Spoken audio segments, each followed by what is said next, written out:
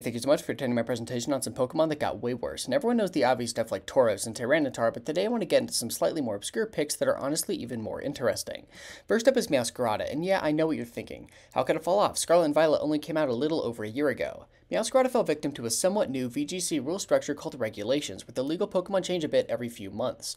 In Regulation A, where everything that wasn't a regular Pokemon was banned, Meow was amazing. It was super fast, very strong with effective base 105 power Flower Trick, and with a sash it could stick around. The cat was in contention for the best Pokemon in the format, but all that changed in Reg B when Paradox Pokemon were introduced. That speed stat of 123 wasn't as impressive anymore, with Fluttermane and Iron Bundle around and each could threaten Okos.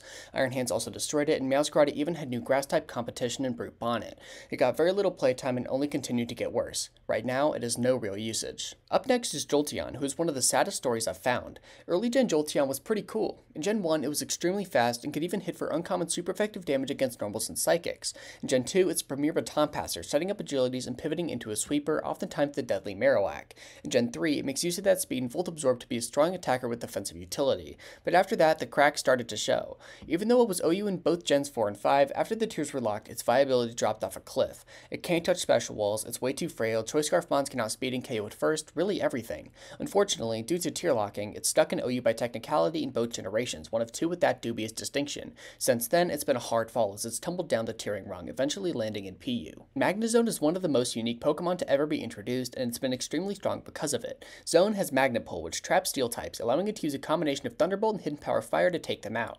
It's never been among the best of the best, but always had a role and was OU in each generation since inception.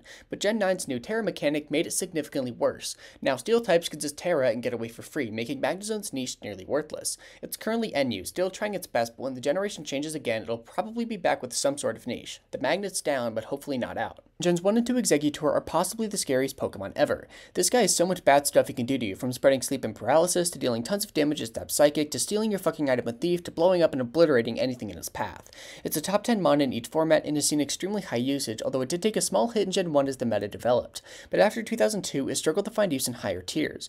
Exeggutor is simply outclassed by other sleep users and psychic types. Power creep hit hard. It's occasionally seen on some Sun teams in Gen 3, and even did okay paired with Groudon and Ubers, but still fell off badly. By X and Y, it was reduced to being pretty decent in NU, but couldn't even hold on to that. Right now, Eggy's in the lower tiers, but thankfully he's still able to use its wide move pool to great success down there. I hope we see him back sometime. In conclusion, each change from generation to generation, or even within your own game, can take a Pokemon from a top pick to nearly unusable. I only shared 4 examples here, but there's honestly a plethora of pocket monsters to pick from. I might do another one of these, so if you have any suggestions, please tell me in the comments. Thank you so much for watching.